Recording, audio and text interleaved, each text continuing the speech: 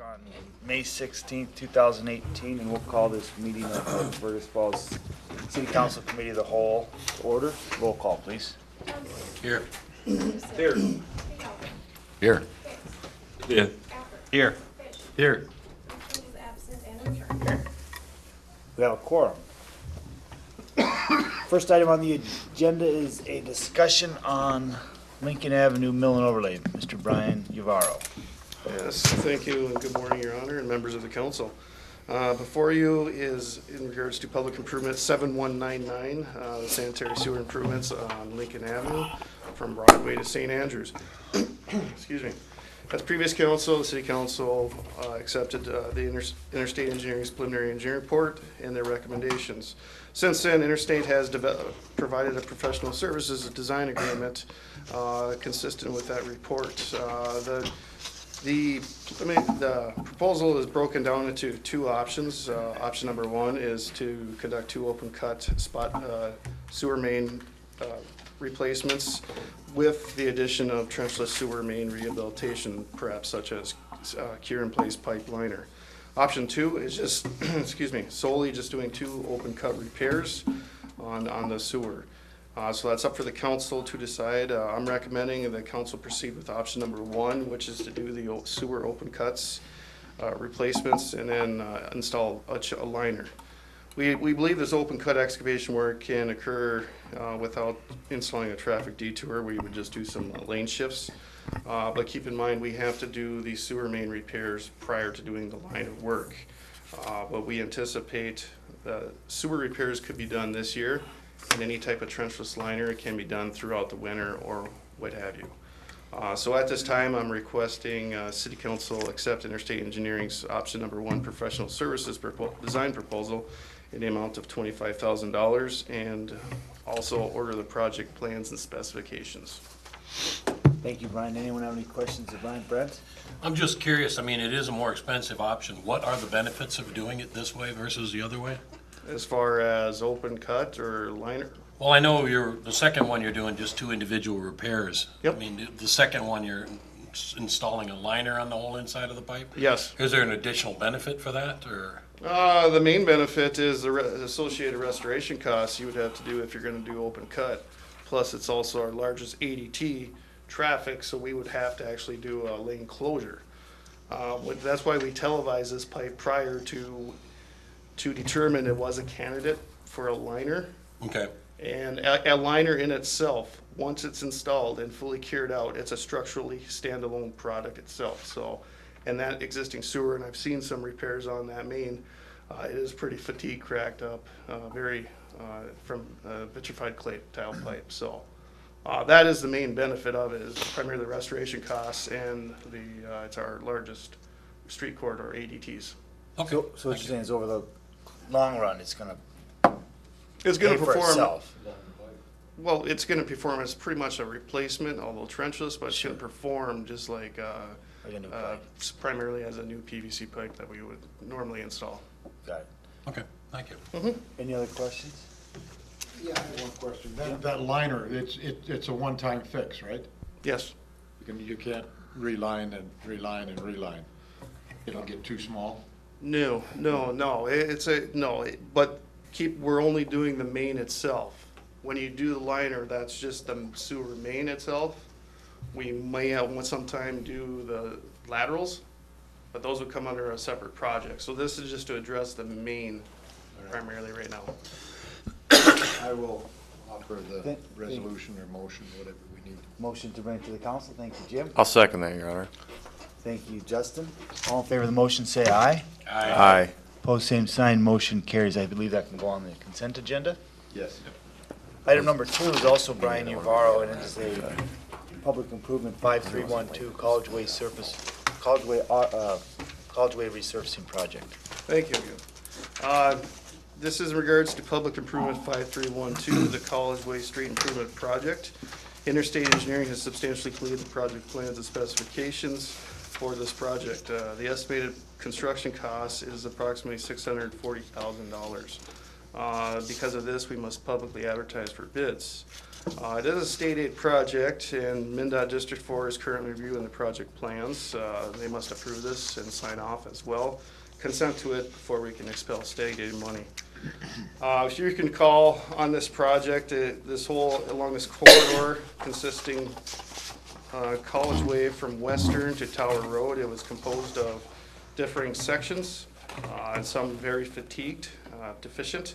So Interstate Engineering is proposing that we address these particular areas, and I'd like to refer you to the second page in your packet. I highlighted some areas in yellow are the particular areas of low-strength street sections. We're proposing to do this in a sequential order of removing the bituminous and installing a deeper 10-ton street section, and this will impact traffic. But we have went out and talked to the adjacent business owners. Our plan is to do this in a sequence going down this corridor, but maintaining access to adjacent businesses to the most reasonable extent possible. We've spoken to a lot of them, starting with Hardee's, I think, on the west end, and the bank located through the easterly portion of this west cut. That's kind of the most congested area at this time. But like I said, we're going to do the best to make temporary access improvements and everything during this time, but we don't anticipate this work should take too terribly long. But at any rate, this is up for review for you. Any questions? I'm requesting at this time, to accept the project's plans and specifications and authorization to advertise. I want to make note, we haven't set any advertisement dates, and that's primarily attributed to District 4's approval of the final plans and specs. In case there's any revisions, we'll make them and then start advertising for this project. Any questions? Council, Brian? I'll make that motion, Your Honor. Thank you, Anthony. I'll second. Thank you, Jim. The motion is second. All in favor of the motion, say aye. Aye. Opposed, same sign. That motion carries, and I believe that can go on the consent agenda as well. Item number 3 is the Fergus Falls River Market concept supported by the Sunrise Rotary, and there's numerous members of the Rotary Club here this morning, but not Kim or Richard. So. Yeah, thank you, Your Honor, and members of the committee. I'm Paul Nelson. I am not Kim Evertson. He's in Germany. Richard is sick. Okay. So I'm third. Welcome, Paul. Thank you. I believe you've been sent a copy of what we're proposing, what we're asking. Would you like me to read that, or? You certainly could, or you could maybe just give us an overview if you'd like. Okay. Just the. It's not very long. No, it's not very long, and let me just go through it quickly. Sunrise Rotary would like to be a sponsor of the Fergus Falls River Development Programs. We'll provide partial funding and garner community support for the overall project, which includes planning for the amphitheater and river balcony. Specifically, the Sunrise Rotary would like to concentrate on relocating the farmers market to a river market downtown. The Rotary will campaign to assist funding for the costs of relocation, and will work with the current farmers market to create an environment supportive of the move. We've been engaged for several months in studying the contours and needs of a local farmers market. We've been gathering information from other rural communities to determine whether what models are successful. A river market will be the anchor a river market will be the anchor for a farmers market, community fairs, exhibitions, recreation, and economic development improvement. Fergus Falls will join with many other cities in using a river market to draw more participation in the arts, businesses, education, and tourism. We're aware of the tasks and responsibilities involved. The Sunrise Rotary has acted as a catalyst to many Fergus Falls community projects in the past. Those include jump-starting the cadets galleries, installing bike racks downtown, landscaping for someplace safe housing, raising money for the public library, and creating a mining manufacturing learning lab for the high school. We've been working closely with the current farmers market to maximize our efforts. The Sunrise Rotary requests that the Fergus Falls market concept be added to the RFP, and that we join the appropriate committees to discuss the execution of the plan. And the members of the committee that have been working on it are listed. Thank you, Paul. Questions comments from the council? I know, Rod, I know you've been working on this. So do you have a design I mean, have you got a concept and a design that you've already got floating out there in your brains? Oh, yes. A design, we're not, we don't have a design. I can speak to that, Your Honor. Yes. The action they're asking for is to be included in the RFP that's gonna go out to a design professional to look at this whole area. So the design of the actual market, if included with the balcony and the riverfront amphitheater, it would be determined at that time what the product would look like and what the design is. So it's really what they're requesting today, is to be included in that bigger package that Brian's working on an RFP for now. And what is the timing on that? Do we know? If we included the river market as part of that, when would we get, what's the next step? How do we keep this project moving along? My plan is primarily, draft is pretty much completed, gotta proof it and probably going out this week.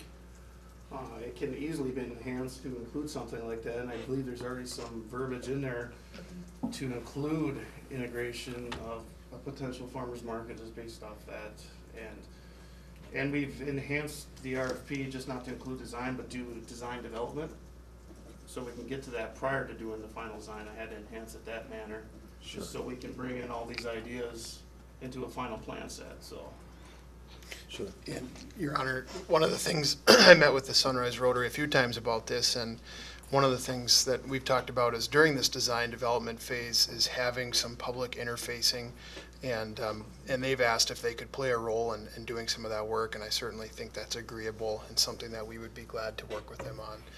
There'll be opportunities for them to be at the table, but also for the general public to be included in that process at different touch points. As you kind of finalize the design Yep. and what this looks like and move forward. And actually, in design development, requesting at least a minimum, like two public council presentation, two stakeholder meetings, and then at minimum 2 public outreach Sure. presentations as well for feedback. So that's at a minimum in the RFP.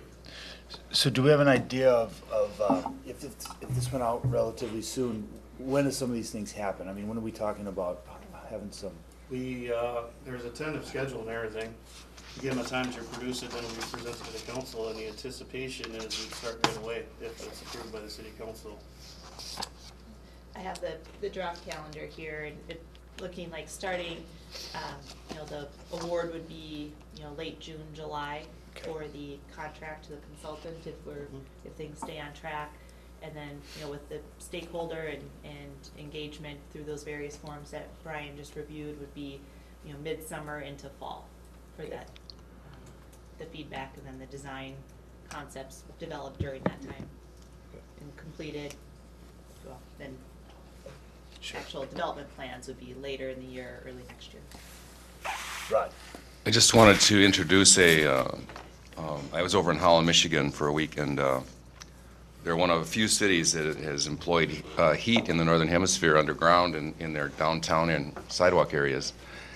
And I wanted to introduce the idea to the council and to the possible as alongside with this, to explore the option of whether it's hydrothermic or whatever, piping underneath part of where the farmer's market would be that would allow the ice to melt. I know it's not something we normally think about, but one of the things Holland, Michigan did in revitalizing their downtown, they decided to do things the best they could, not just to compare themselves to other towns, do something that sets yourself apart, and to have a heated area under where the farmer's market is would be a great boon for at least a 3-season, perhaps even, an event like a Christmas fair or something in those stalls and in that area. So I don't know the costs. I just think I think we should consider some of these things that would set us apart, a unique river market area in our hemisphere, our temperature and stuff. And people hate ice, so maybe we could do that. Sounds good. It's definitely something we could look at, right, Brian? I would make the motion that we include them, and I would also suggest that we stop calling it a farmer's market, but continue to call it a river market area, if you're going to incorporate the things that you've said. Yeah, we're It- fully farmers supportive market, of that. Yes. You know, when we talk to the general public, they just think it's gonna be a farmer's market, and that's not what you're proposing. No. So in any kind of applications, we should refer to it as a river market area. Motion? Yes. Yep. I'll- Second? Thank you, Rod. Any further discussion, questions? Just wanted to applaud the Rotary on this. You know, as we go forward, I think that collaboration is something that's key to our government working, and the Rotary and other groups like that have shown it's so important to have that. So I'm just very thankful for that. Absolutely. Thank you, Sunrise Rotary. Thank you. We have a motion and a second. All in favor of that motion, say aye. Aye. Opposed, same sign. That motion carries. Thank you, Rotary. Item number 4 is Aqua Aqua. Karen Terry. My Rotary hat, my extension hat. Good morning, Mr. Mayor, and council members. I am Karen Terry with University of Minnesota, and I am here this morning asking that the city consider waiving the fees for renting the equipment such as picnic tables and trash cans for the 2018 Aqua Aqua, which is going to happen here along the river on June 23rd. Our rationale for this is that it's a community-based event.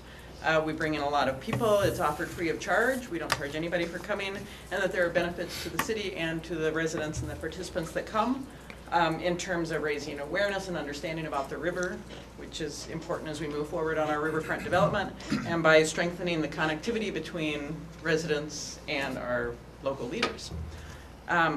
It's an extension-led event. I did this, the first one was here last year, 2017. Extension is committed to spending time and dollars on this, and we did last year. And we have other community partners who are spending time and money as well on this. So we're asking the city to waive the fees in 2018. In 2017, those were about $200. Thank you, Karen. So just to remind us, we have the ability to waive fees if it's a community-based event. Is that correct, Bill? If it is a community celebration. So I would think this is not a community celebration like Summerfest. So I wouldn't hang my hat on that. But you do have the option in our policy, and Minnesota statutes allow, for us to waive for other governmental organizations. And what I'm hearing is University of Minnesota, which is a state organization. So that's where you could hang your hat on that. I'll hang it But on I that wouldn't one. say it's a community celebration. We'll hang it on that second one. Anyone have any questions? Any thoughts? Anyone want to waive the fees for Aqua Aqua? The $200? I'll make the motion that we waive the fees because it's a government agency. As long as it's not the MPCA, I'll do it.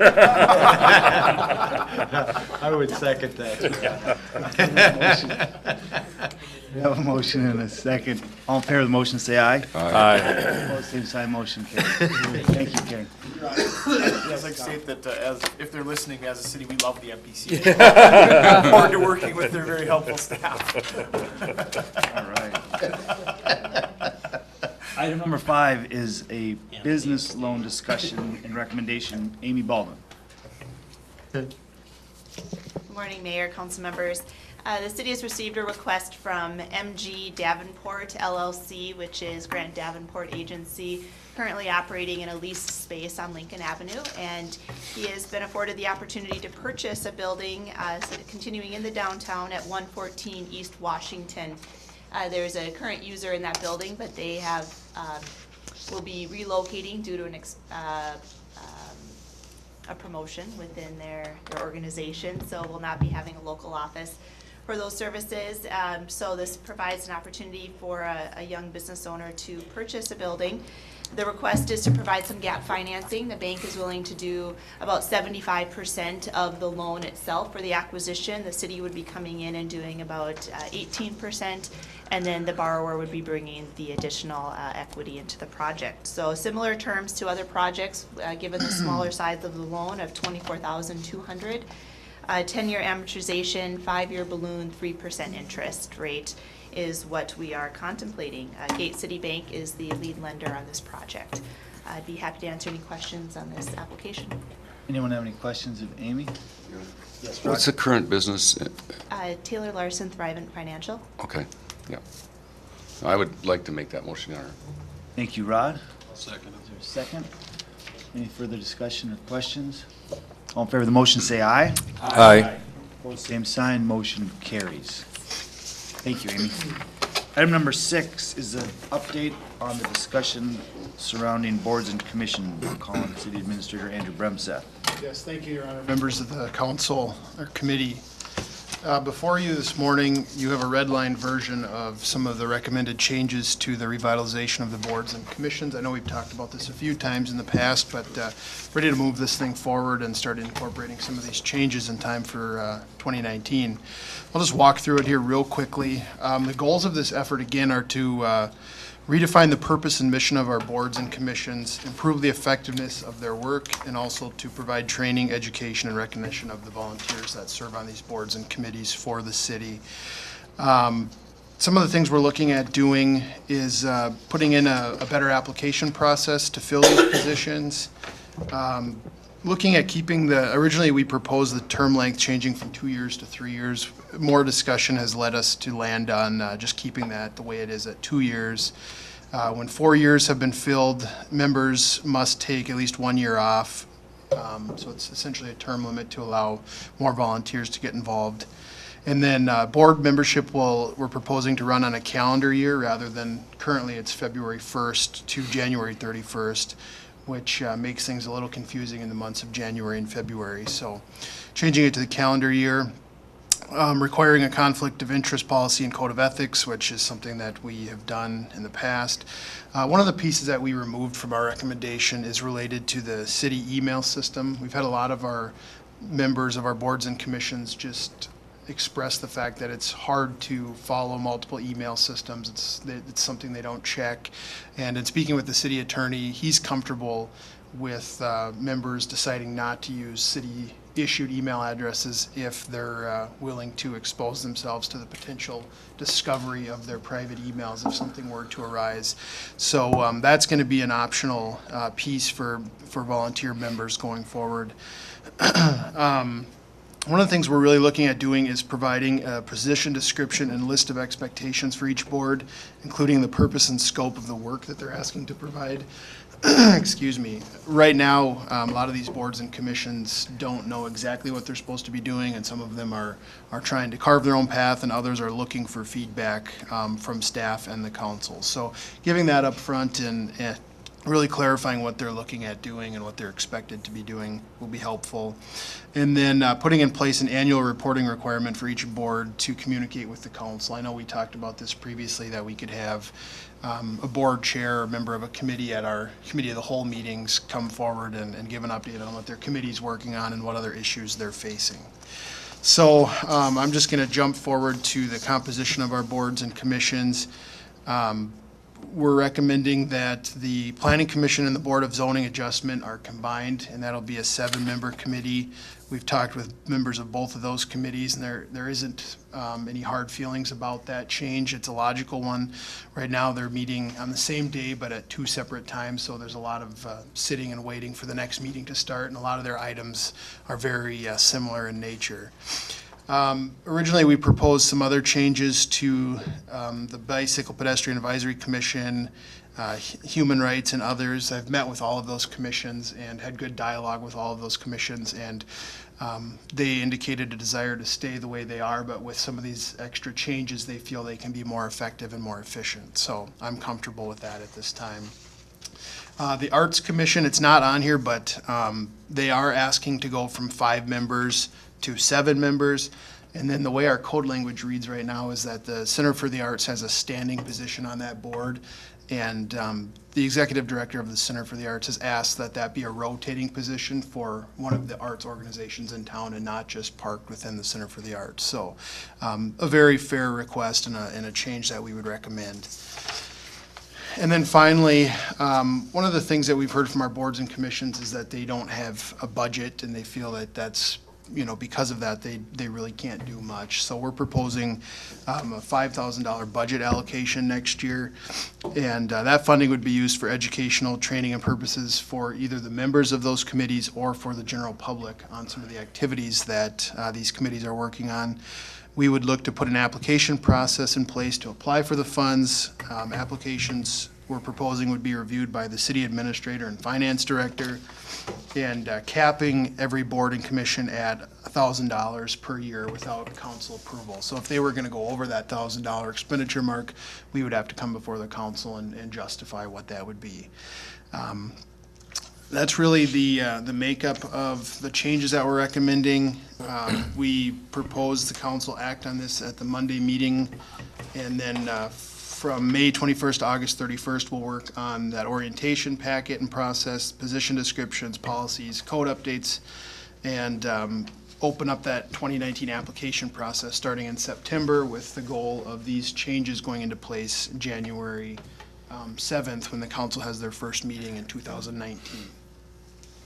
Thank you, Andrew. Connor? Questions for us? A couple questions. One, the ad hoc committees were struck out on the red line. Are they continue to operate then, or? Yes, the intention of those being removed is that they'll operate as is. Okay. Yep, we're not touching those. The second one was in the education process, which is, I think, something very helpful, Andrew, to do, but one of the things, as we look at the boards, we have a number of things happening, and I'll just list what I know in terms of parks and trails and others being involved and or not involved in grants in working on certain projects. And I'm just wondering if we can, maybe that also can be clarified a bit, because I think to be ahead of the game, some of these committees could be encouraged, and maybe in their orientation, to look for grants specifically in their area, so we can plan ahead. Does that make sense? Yes, and that's something that we can put in the expectations, yeah. that they're at least cognizant of opportunities for financing and stuff like that. Right, yeah, thank you. Yes. Go ahead, Anthony. Would you be looking at, obviously for the 2019 appointments, would you be looking at kind of all current members reapply under the new format, or just new members as they rotate? We could do it either way, but I think it would make sense to have current members reapply, so we have those applications and those credentials, so to speak. It's more like a resume, have those on file. And I think it was you, Councilmember Hicks, that made a comment, the last individual that we appointed, having them come and, excuse me, introduce themselves to the council, and I think that's a really good idea, and something that we could do on that January date when we have those appointments being made. Thank you. Justin, go ahead. Go ahead. I just had a question on the terms. So 2-year term, you can serve 2 terms, and then you have to be off 1 year. I was wondering, obviously, I suppose there's a situation where you could maybe fill interim, but would it make more sense to have it be, you gotta sit out a term, sit out a 2-year period? Instead of just a 1 year? I think the Or terms is it- stagger. Okay. You know what I mean? So it is possible that you could sit out 1 year. However you guys want to handle that, but it Okay. is possible, like the mayor said, to just be off 1 year and get back on. And, the thought behind, in general, I'm not a big fan of term limits, but the thought behind this is we have almost 14,000 residents, and Right. we need more people to step up and participate in city government, and having the same 5 members on a board for, 10 years at a time is, I think it's just silly when there's so many people that want to or should be stepping up and getting involved. Thanks.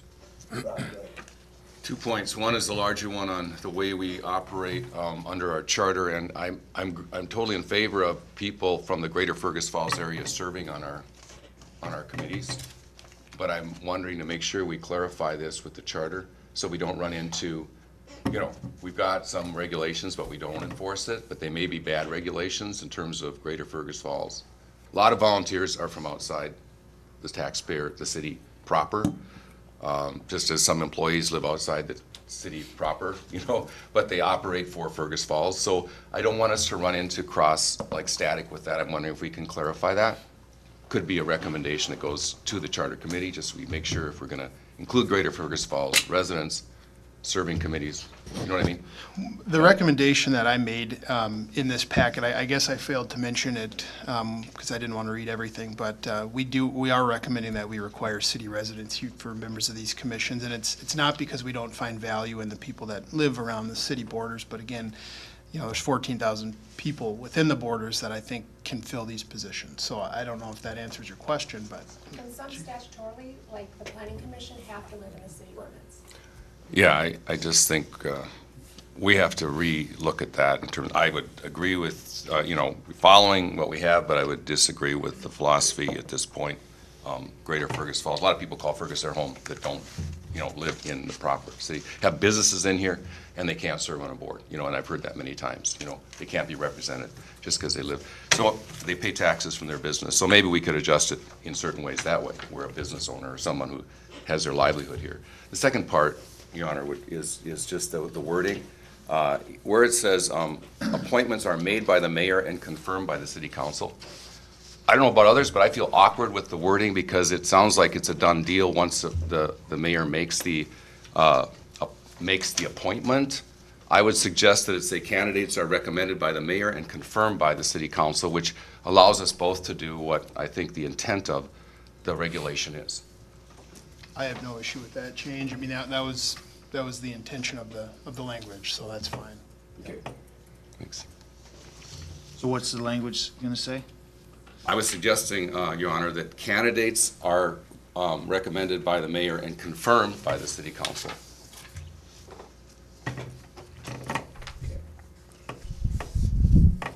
Any other questions? I guess we need to, Monday night we'll need to decide if we're gonna have the city residency requirement as part of all of the boards. Or, as Lynn mentioned, maybe you could just, planning commission, is there any others that are? That's the only one that's statutory. The statutory, okay. So, maybe we can move this to the council on Monday night, we can think about that, and we can discuss that on Monday night and take a vote on that, is that fair? Mm-hmm. So do we have yes, Lynn? Just the point, it is in the city code now, and it has been, as long as I've been here, that it has been city residents. Sure. In code, and then statutory is the planning commission, right? So there's two different things there, so we can just discuss that, think about that. I mean, there are members right now who live just outside, there's a few that live just outside, so it's just something we need to clarify and then just move forward and just Annex them. make a report. Easy way out. So do we have a motion to bring this to the council for discussion on Monday night? Thank you, Tom and Jim. All in favor of the motion, say aye. Aye. Opposed, same sign. That motion carries. Last item on the Getting a agenda resignation letter off everybody on the boards. is an update on calendar and email systems. Tony, now. I don't want to be in this. Good morning. Morning. I guess there was just some questions brought up about the possibility of the Google Suites for email. And we did check into that, and it appears it'd be $15 to $25 per user per month. And we currently have 160 users. So I don't believe that's an option for us. Academic or educational institutions can request or apply for free access, but governments can't. So I guess if there's any questions. Yeah. Your Honor, I've been talking to Tony and Bill about some of these technology changes and what's going to work best for us. And what I'm thinking that would be preferable from the staff's standpoint is that we create an internal group that's going to talk about this, and maybe we can grab a member off the city council to be included as well. But ultimately, I think that city staff being the majority of the users of the email system and the calendar system, and being daily users and using it on a more frequent basis, I think the decision for what our email platform and our program looks like should be landing where staff will be most beneficial to staff, or most user-friendly to staff. And I think the city council will be able to use whatever system that is. But what I want to do is really identify with Tony and Bill what's missing from the staff standpoint in terms of our email system, because there are some concerns and some issues with emails being lost or being bounced around, and we really want to get to the bottom of that. And then, if a council member wants to be involved in that discussion, I think that would be great. But, I don't know that at a public meeting discussing the merits of this and that, and leaving the staff component out of that is the best place to make a decision on what exact email platform we should use. But I certainly would encourage a council member or a couple council members to be involved in that conversation. But really, I think that landing where the most users are going to see the most benefit is probably the best move for the organization. I think you're well put. Do we have council members that would like to be part of that discussion? I would, Your Honor. Tom? Yeah, okay, so can we have Tom and Rod be part of the discussion then? I don't have any issue with that. Your Honor, while Tony's there, can we get an update on, you know, we constantly get complaints about lack of the ability to hear. I mean, where are we at with the sound system as well? I mean, if we're talking technology, because you know, that's something we keep talking about. We keep getting complaints and we do nothing about it. So at some point in time, we either just accept that people are going to complain they can't hear us, or we do something about it. And I would prefer that we do something about it. Yeah, that currently, the vendors involved are currently, I'll say, in the design mode. And what we're currently looking at is to replace this microphones, including moving the floor jacks, and adding a new recorder that down the road or in the future would have the ability to stream it if we prefer to go that way. So they are currently putting together pricing and design for that. So how long do we think that's going to take? I hope to have something back this month or early next month. Right. Your Honor, I believe there was a motion, actually. We had this last year where we required or asked for this, and then it was adjusted, as I recall, because we wanted to include a video possible component. But we were dealing right with the sound, and I'm not sure. I think that's what happened, and we were waiting for the video part, or the other part.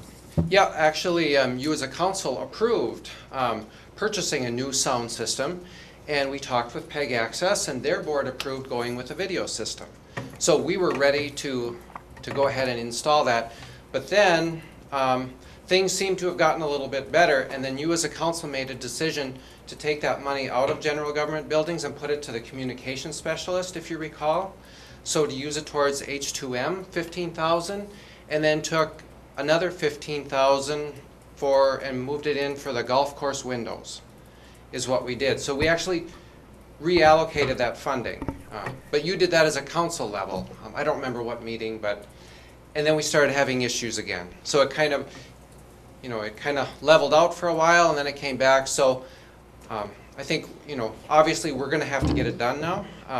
But we'll certainly work with PEG Access again. But their board had already approved the funding for the video to go along with this. So as soon as we get those prices back now from Tony, hopefully in June, we can come back to you and get that project moving and just get it done. So Thank you. Thank you, Bill. Justin, did you have a comment? Yeah, maybe we need to have some education. If you look at Mr. Roofers, he's got his pointer right up in the ceiling.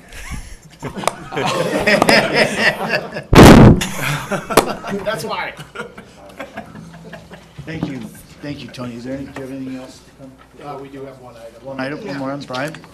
Just while we're talking communication, on Monday evening, as Bill pointed out, we're spending $15,000 on H2M. I mean, to date, we haven't really seen anything from H2M, so can we get an update on H2M? We had another business close again in town. Bellows is closed. We need to start communication, and I appreciate that these people are planning, but getting some word out there is now quite urgent. So, I mean, if H2M can, actually, I'd like to see somebody from H2M come. We'll be at the EIC planning session on Thursday. Yeah, thank you. Thank you, Amy. Brian, you have one additional agenda item? One additional item. This is annual action requested by the City Council. This is in regards to the 2018 Sidewalk and Driveway Improvement Program, Public Improvement 6070. This is a voluntary program, whereas the city replaces sidewalk attributed to tree damage or voluntary petition, 100% petition initiated by residents And whereas the city will split a portion of those costs to do sidewalk replacements. If you recall, I don't have the exact figure, but the city traditionally levies approximately $30,000 annually for their costs associated with this program. So it's 100% initiated. We have to set the rates, and before you, requesting number one, to adjust the rates necessary. There has been a few slight changes to remove curb and gutter, $1 per lineal foot increase, 4-inch sidewalk, 5 foot wide, looking for $2, charge $2 per lineal foot extra, 6-inch concrete, and curb and gutter, additional $1 per lineal foot. So at this time, I'm requesting City Council initiate public improvement 6070 and approve the rate adjustments as noted here in this memo. Any questions for Brian? I'll offer that. Thank you, I'll second, Bob. Your Honor. Thank you, Justin. All in favor of the motion, say aye. Aye. Opposed, same sign. Motion carries. Thank you, Brian. And with that, we will be adjourned. Yes.